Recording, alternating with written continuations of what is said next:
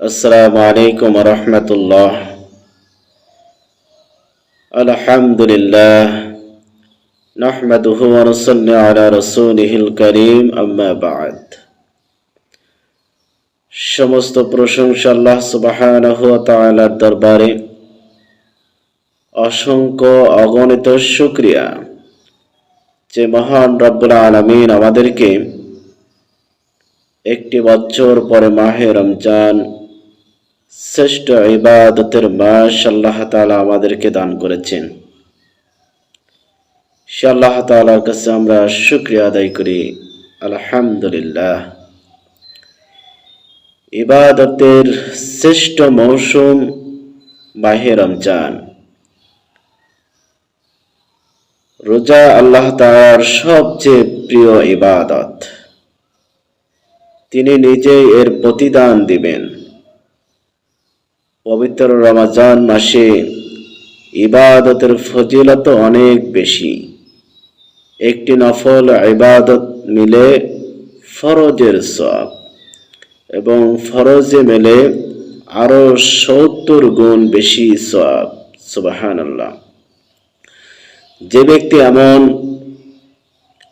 ফজিলতপূর্ণ মাসে নিজেকে পাপাচার থেকে বিরত রাখতে পারে না এবং অতীতের গুনাহসমূহ মাফ করিয়ে নিতে পারে না, তার চেয়ে হতভাগা আর কেউ হতে পারে না। এজন্য বাইহাকি শরীফের 1572 নম্বর হাদিস, বিশ্বনবী সাল্লাল্লাহু আলাইহি ওয়াসাল্লাম মসজিদের মেম্বারে জুমার দিনে যখন পা রাখলেন তখন বললেন আমিন। দ্বিতীয় পা রাখার সময় আবার বললেন আমিন।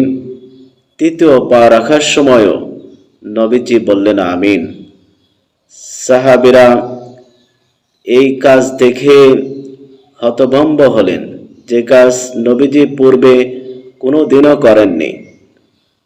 নবীজি সাল্লাল্লাহু আলাইহি ওয়াসাল্লামকে প্রশ্ন করলেন, ইয়া রাসূলুল্লাহ সাল্লাল্লাহু আলাইহি ওয়াসাল্লাম, আপনি কেন এমনটি করলেন? নবীজি সাল্লাল্লাহু আলাইহি ওয়াসাল্লাম বলেন, হে আমার সাহাবীরা, জিবরাইল আলাইহিস সালাতু ওয়াস সালাম আল্লাহ তাআলার দরবারে দোয়া করতেছিলেন, আর আমি আমিন আমিন বলতেছিলাম।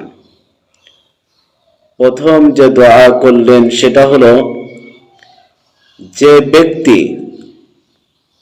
মুহাম্মদ সাল্লাল্লাহু আলাইহি ওয়াসাল্লামের নাম শোনার পরে দরুদ পড়বে না, সে ব্যক্তি ধ্বংস। আমি বললাম আমিন। জিবরাইল আলাইহিস সালাতু ওয়াস সালাম আবার দোয়া করলেন, হে আল্লাহ,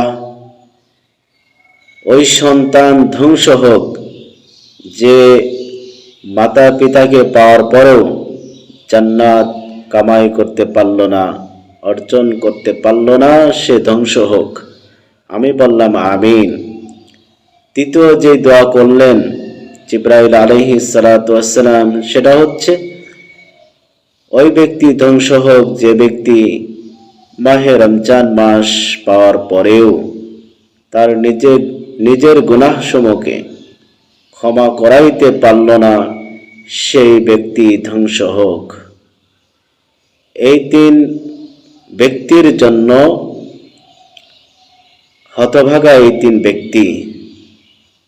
অতএব মাহে রমজানের মাস ইবাদত শ্রেষ্ঠ মৌসুমের মাস।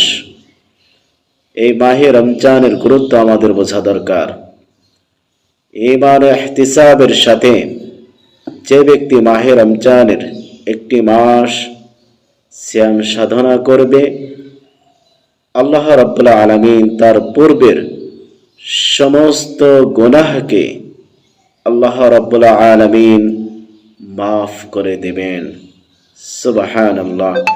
আসুন আমরা মাহে রমজানের গুরুত্ব বুঝে, ফজিলত বুঝে আল্লাহ রাব্বুল আলামিনের ইবাদত করি।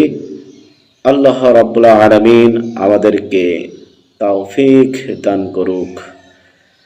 আমিন। আসসালামু আলাইকুম ওয়া রাহমাতুল্লাহ।